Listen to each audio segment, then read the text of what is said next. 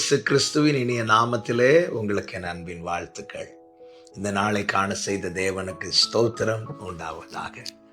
நியாயாதிபதிகளின் புஸ்தகம் 16வது அதிகாரம் 19வது வசனம். அவள் அவனை தன் மடியிலே நித்திரை செய்ய பண்ணி ஒருவனை அழைத்து அவன் தலைமயிரின் 7 ஜடைகளையும் சிறைப்பித்து அவனை சிறுமைப்படுத்த தொடங்கினாள்.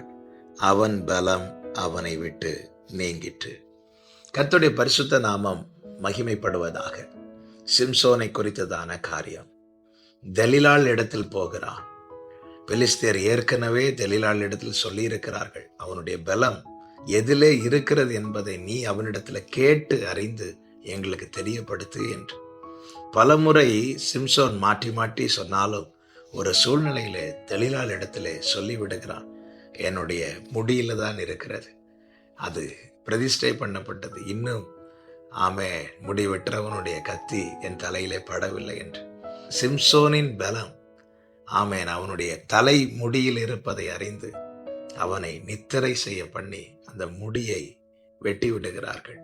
வேதம் சொல்லுகிறது, அவன் பலம் அவனை விட்டு நீங்கிற்று.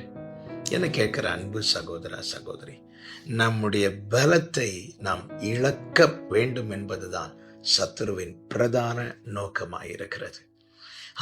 தேவ பிள்ளைகளுக்கு தேவன் கொடுக்கிற பலன். கிதியோனை பார்த்து கர்த்தர் சொல்லுகிறார் அல்லவா, உனக்கு இருக்கிற இந்த பலத்தோட போ. நம்மை அழைத்த தேவன் நமக்கு பலமுள்ள ஆவியை கொடுத்திருக்கிறார். அவர் நம்மை பலத்தால் இடை கட்டுகிற தேவன்.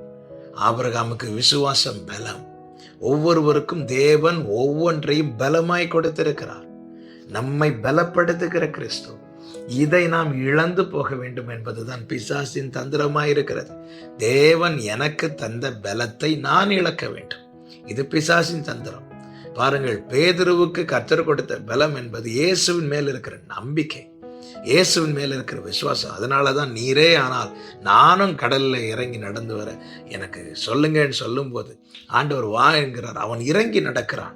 என்ன தைரியம், என்ன பலம் பார்த்தீங்களா?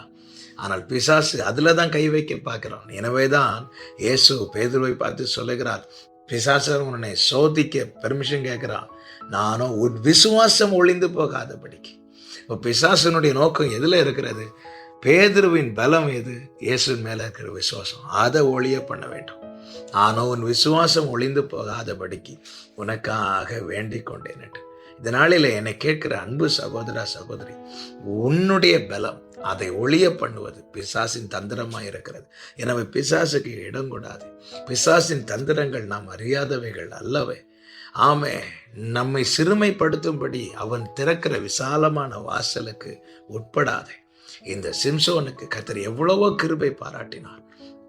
ஆனாலும் உணர்வடையாமல் துணிந்து நிர்விசாரமாய் போய் மீண்டும் நான் எழும்புவேன், மேற்கொள்வேன் என்றான். ஆனால் வேதம் சொல்லுகிறது, அவன் பலம் அவனை விட்டு நீங்கிட்டு. இது நிமித்தம் அவன் சிறுமைப்படுத்தப்பட்டான். இது நிமித்தம் அவன் அடிமையாக்கப்பட்டான். இது நிமித்தம் அவன் அடையாளத்தை இழந்தான். இந்த நாளில் என்ன கேட்கிற ஒவ்வொருவருக்கும் சொல்லுகிற வார்த்தை இதுதான். ஒருவேளை பலத்தை இழந்தது போல நீங்க ஃபீல் பண்றீங்களா? நோக்கி பாருங்கள். சிம்சோன் நோக்கி பார்த்தபோது அவனை கட்டியிருந்த தூண்கள் அது நிர்மூலமாகத்தக்க ஒரு பலம் அவன் மேல் வந்து இறங்கினதல்லவா?